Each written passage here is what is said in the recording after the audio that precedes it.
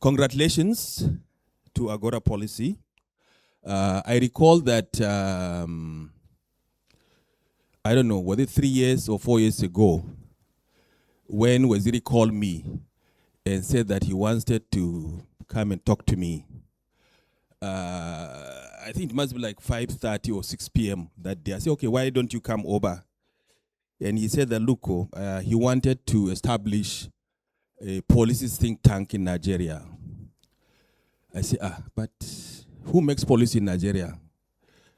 And I'm now going to be careful what I say, because the special advisor to the president is here. I told him, well, I thought contractors and consultants are the people who make policy in this country. Because every governor, when you come in, I think that the first set of people who will come to you are the contractors, consultants. They come and tell you all the things that you have to do and other things. So why do we need a policy center in Nigeria to do this kind of work? And of course, I was also very skeptical, because I said, but frankly, I don't know how policy is made in this country.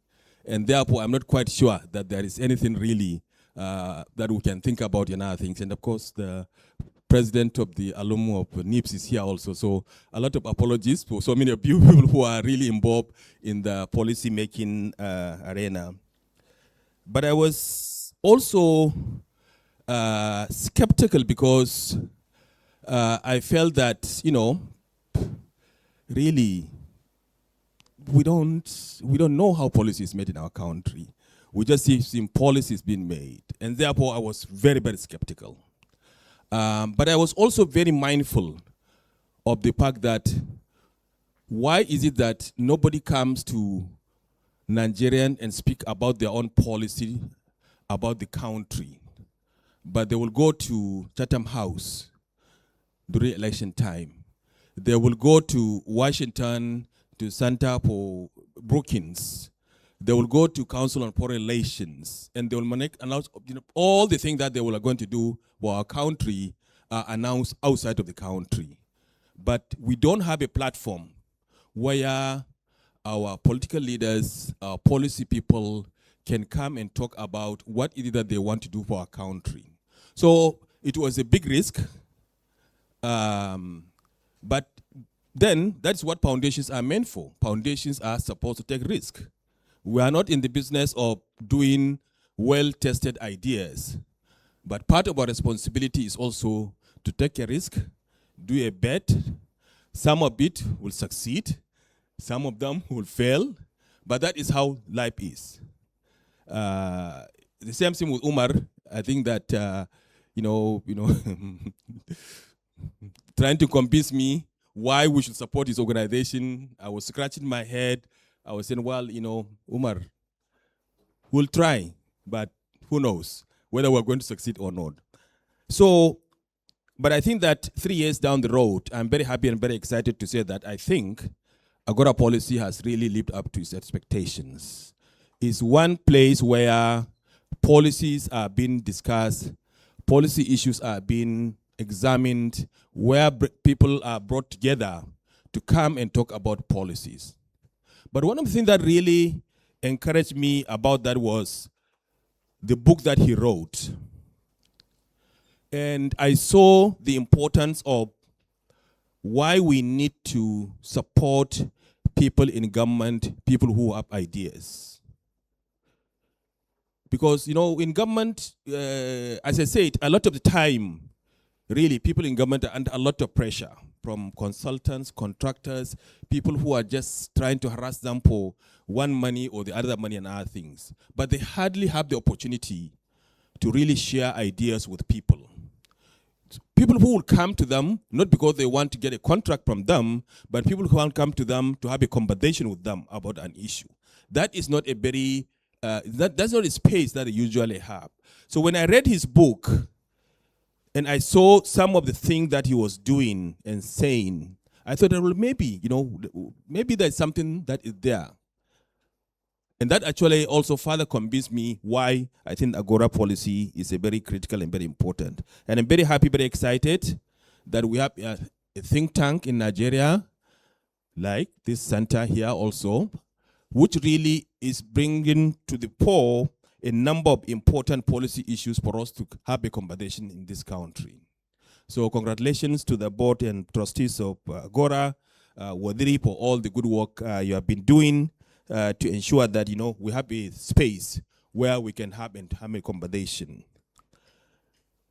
So this fellowship that we are now coming here to celebrate the people who have graduated, as you have already said, thousands, hundreds of people applied. Only about 3%, you said the last time, that really got this, were admitted. In some ways, you are in my own shoes. At the MacArthur Foundation, our own rate of grant is like 1%.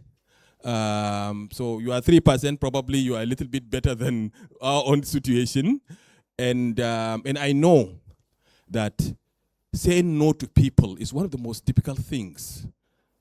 Saying no to people all the time. Saying no to people is one of the most difficult things. But I think that is one of the most toxic things also.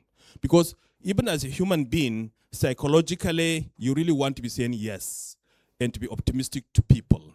And not to be saying no to people, because the toxicity of being negative and negativity itself have significant health implications for all of us who are in this kind of work that we are trying to do and other things as well.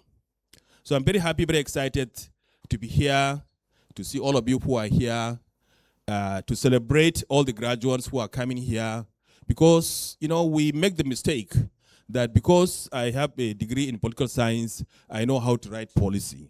It doesn't work that way. It doesn't that way.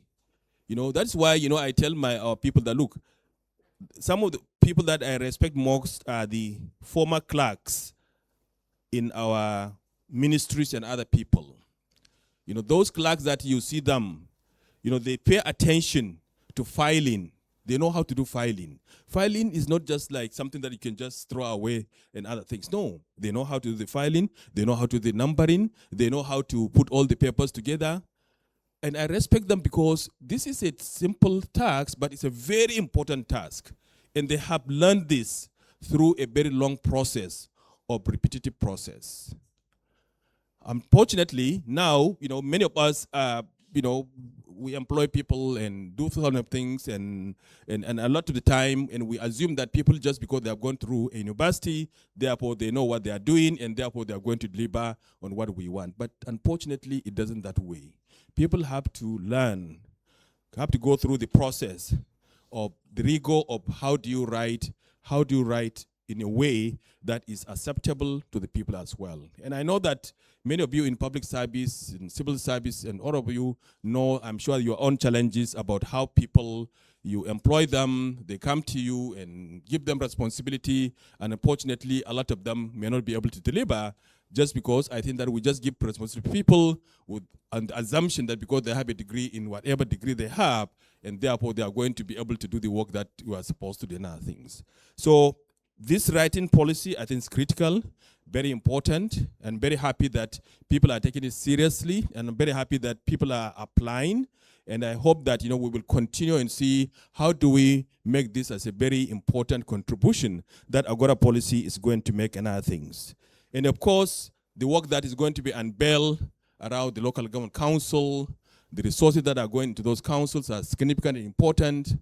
I have my own experience. I think it was my grandmother called me one day and said, is Buhari no longer the president of Nigeria? I said, what the problem was? She said, oh, there's no water in the village. I said, but Machina, 7 kilometers to Niger Republic, you are asking the president of Nigeria, who is like 700 kilometers away from you. I think there is a long distance. I mean, we should have our local government councillor, we should have our local government chair, we should have our governor, we have our House of Assembly members, but all of those were not relevant in her life. All she was thinking was whether Buhari was still the president of Nigeria or not, because she thought that the president Buhari was the only one who could solve her own problem and other things. But that is just an illustration of the mentality of how our people think. And it's also an indictment on our own system, that even people from our villages are always thinking about the national quota as where their own problems are going to be solved and other things. So I think that what Waziri is going to unveil to us in the data around local government council is what I will call, we are transparently corrupt. There's a data that shows everything that is wrong about us. But the resources are there. It is an illustration of how we are transparently corrupt. Because all the resources that are going to our local councils and others are not going for the purpose for which they are meant for. And I think that's the tragedy that we are having. So when we are discussing Boko Haram, when we're discussing bandits and all those kind of things and other things, and we never think about making any link about how is it that all the resources that we have are not going to provide even some of the structural challenges that are feeding into all those violence and the banditry and the kidnapping and all the things that are happening in our societies. And we assume that, oh yeah, we are going to solve this problem by deploying 10,000 soldiers into a local government council or whatever, and they're going to solve our problem. They will not solve our problem. I think it was the former chief of staff or somebody was telling that, look, 10%, the military will deal with 10% of the problem, but 80% of the problem will have to be solved by our local government councils, our governors, our House of Assembly members, and others who have the resources to respond to the structural challenges that are feeding the problem that we are dealing with. The military is not trained. In fact, a lot of times I talk to them, they say, look, we are trained to shoot from the head.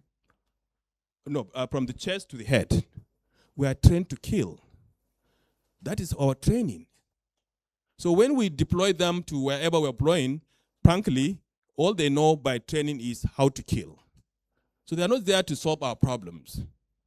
And our own problems have to be solved by our local councils, by our own state governments, and of course the federal government will also have its own contribution. But fundamentally, all the challenges that we are seeing is reflected in that database that we are going to see, the database that shows the resources that are going to our own communities, our places, but are not used for that purpose. And it is this greed that is feeding the problems that all of us are dealing with. And unless we deal with those greed that we are dealing with, unfortunately, all these things that we are trying to do around violence, around banditry, about kidnapping and other things, frankly, we are just looking at the surface. So on this cheerful note, thank you very much for giving me the opportunity to be here. And I'm sure that we are going to have a wonderful and interesting conversation as well. Thank you very much.